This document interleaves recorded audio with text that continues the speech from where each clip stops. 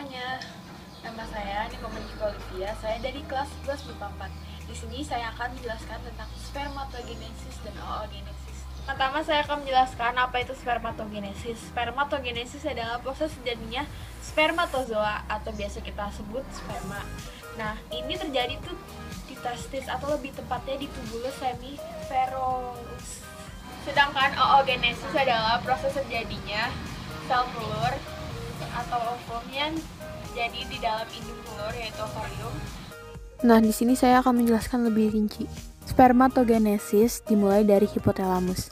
Hipotalamus adalah bagian otak yang salah satu fungsinya adalah memproduksi endokrin dan hormon hipotalamus. Di sini menghasilkan hormon GnRH. Adanya hormon GnRH merangsang pituitary anterior sehingga menghasilkan VSH atau follicle stimulating hormone dan LH. Yang bekerja pada sel sertori adalah bagian dalam tubulus seminiferus yang berfungsi memberi nutrisi pada sperma yang berkembang. Ini menyebabkan terjadinya spermatogenesis. Selain itu, sel sertori menghasilkan inhibin yang bekerja untuk mengatur sekresi dari hormon VSH sendiri. Sedangkan LH bekerja pada sel Leydig, menghasilkan androgen dan testosteron, mendorong proses spermatogenesis atau proses pembentukan sperma. Selain itu, testosteron juga mengatur pengeluaran dari hormon LH dan GnRH. Melihat bagian dari sini adalah testis epididymis dan tubulus seminiferus. Ketika dipotong, tubulus seminiferus tersebut terlihat seperti ini, menghasilkan germinal atau sel induk yang kemudian membelah secara mitosis menjadi spermatogonium. Spermatogonium di sini adalah bakal calon sperma.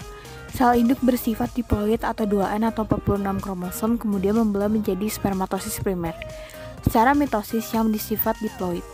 Spermatosis primer membelah lagi menjadi meiosis 1 menjadi spermatosis sekunder yang bersifat haploid atau N atau 23 kromosom. Kemudian spermatosis sekunder membelah menjadi meiosis 2 menjadi spermatid yang bersifat haploid. Spermatid akan berdiferensiasi menjadi sel sperma yang tadinya bersifat immotil atau tidak dapat bergerak menjadi dapat bergerak atau motil. Nah, kalian bisa dapat simpulkan sendiri dari gambar bahwa satu sel induk akan menghasilkan 4 sperma sekaligus. Selanjutnya kita beralih pada oogenesis. Seperti yang kalian ketahui, oogenesis adalah proses menghasilkan sel telur atau kelamin atau gamet pada wanita. Hal ini terjadi bertahun-tahun lamanya. Oogenesis ini terjadi selama embrio berada dalam kandungan ibu. Pada mulanya sel benih akan membelah secara mitosis untuk menghasilkan oogenium.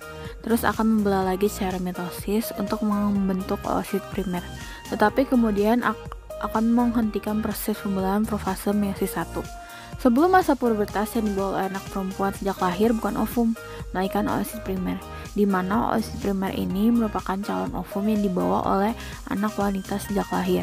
Artinya sejak lahir wanita sudah dianggap memiliki persediaan oosit untuk seumur hidupnya.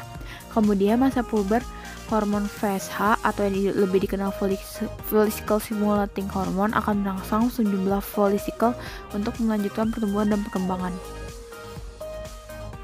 Sekian informasi dari saya, semoga bermanfaat. Terima kasih sudah menonton.